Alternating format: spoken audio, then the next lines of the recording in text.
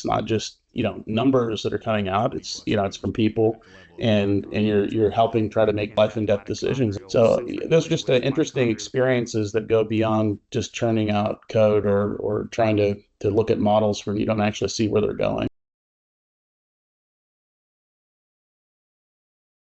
What does your day-to-day look like at the Center for Applied AI? You get to tiptoe in domains that you would never normally be involved in. Whether it's something deeply into genomics, or we did some work with the neonatal ICU on predicting extubation, had some papers on that. So you have somebody that is maybe a undergraduate or out of school, and they're like, let me take you to the NICU and show you the preemies. And that's impactful to people. What we see is if we're working with a gastrologist that does 30 colonoscopies a day, they're not available at noon to work with us. They're available at 4 o'clock in the morning or 10 o'clock at night after they've done charting, but they still want to do research. They want to do clinical research. So what we found was in these different veins that we could distill down to different tool sets and make them available to folks, would be that if we can kind of get that step forward, if we don't have to wait for another week or day or month until this person comes off service or whoever it happens to be, that they can go pretty far down the road until they encounter a problem. They can do a lot of that discovery themselves. So I was curious about the range of projects that these tools can be used for, and I saw it could be anything from prescription use to some of the things you mentioned, like neonatal cardiovascular care. Is there anything you can think of that these tools wouldn't be good for? The only thing that I know that we've yet to be able to touch or exploring is classified government data. We don't have any way of doing that. But other than that, from a data standpoint, compliance compared to even the rest of the university and the hospital, that's part of our role, is to know how to navigate getting in data from other areas. We try to, unless there is a specific reason, either through capacity or through some sort of compliance mechanisms, we try to say yes to everything that's reasonable. How does it work? How do people find out about you and choose to work with you? Tell me more about that part. I think it boils down to, a lot of times there's natural fits and natural pathways. If you're at our university, or you may hear about us, and you may want to work with us or have to work with us because we have a way of dealing with the data that other people can't do it.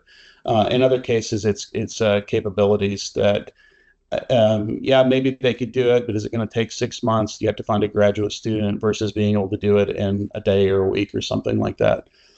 Intake can come from lots of different places, and so we have international collaborators. And some of those is we would have a particular tool, like reverse engineer a mechanism that there's a project for this, for something that was related to digital pathology that we couldn't find any place else in the world. So we go and do the technology, write a small paper, publish that, and then you have people around the globe saying, hey, I heard you did this.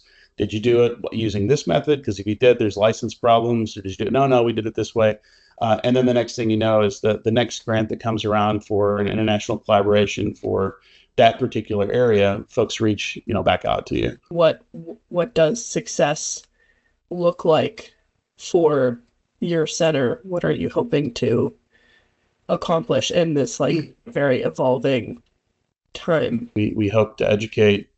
We hope that folks grow, either to find another position, a leadership position, going someplace else, or doing it here, or developing their own research programs. So a lot of our work is in going from high school students to medical to medical residents, and everything in between.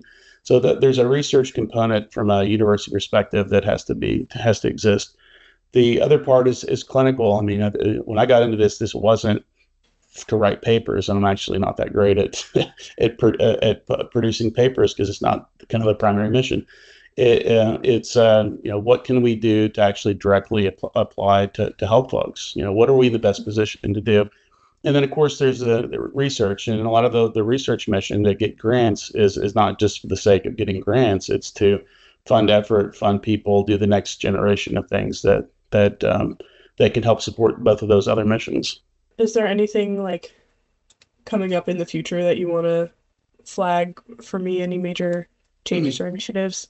I think that the main things you hear a lot about agentic AI, and a lot of this is folks talking. It's like go try to do some of these things, and you'll realize that the way that we develop software has to radically change. And if you have 15 thinking models, you'll have 15 different interfaces, and the way that we do that is completely antiquated. So a lot of what we're working on now is pausing what we were doing 6 months ago and saying we will create interfaces and things around particular templates around task and models, to thinking about how can we create front end primitives. And what I mean by primitives, certain visual aspects that are peeking into what the models are doing on the back end on the agentic side. So they're going to be working for you 24 hours a day. They're going to be doing things on your behalf that maybe you've directed the general area. This is the next step in thinking and reasoning models. Before, give me the answer. Then the second was explain to me why this answer makes sense. And I think that the third is, this is my directive. This is what I'd like you to do. Help me go figure it out. When you make that shift, what you're then putting to the model is something that comes back and says, this is what I'm doing on your behalf. It's not the same sort of interface that you would have from an interactive standpoint to say, do this right now and give me information back.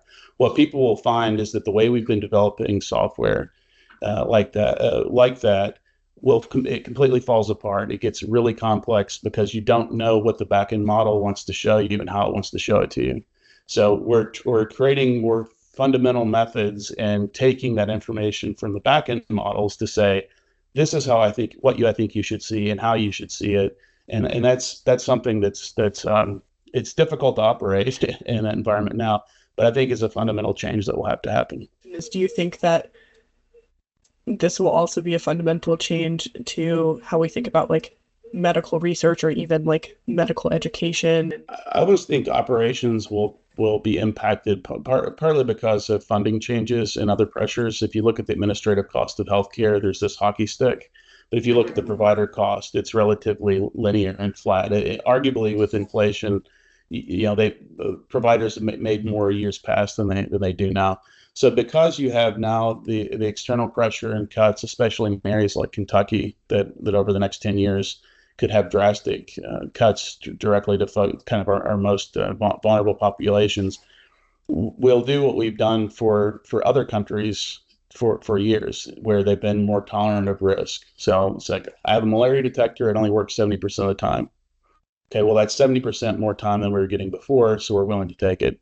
I think of the same thing with chatbots and wayfinding, and even some curated medical advice. If people lose access to healthcare, we're better off providing what we can and direction than providing nothing at all. These were things that during the best of times would be hard to get through because there's risk involved. But when those sort of things go away, it becomes a lot easier. So I think the operational aspects will happen first. The training will have to follow. That's already happening. I think research, especially in medicine, may be the last to fully develop, as it should, because AI itself is not a profession. It's not a solid discipline. That's part of the problem, is that there's not underlying theory that associates all of these things. There is from a math and computer science perspective, but that is low enough to where the rest of the population would have a really hard time applying it. So I think fundamental changes in research will be like a new tool that's discovered, or letting people to do literature review, certain types of discovery that have already kind of happened. But the fundamental changes in how people conduct research, that will take, I think, a long time to be fully, I would say, manipulated. That being said, there is no area that's going to be untouched. As computer scientists, we feel it kind of first, because you think about it, we have a lot of digitally born data that has questions and answers and explanations of exactly why things are there. As AI is introduced into more and more areas, no matter what they are, that same level of curation and did it work, didn't it work, is this reasonable, the ability to generate synthetic data for reinforcement and things like that, there will be no place untouched, from kind of brain surgery to beekeeping. It's just that'll happen.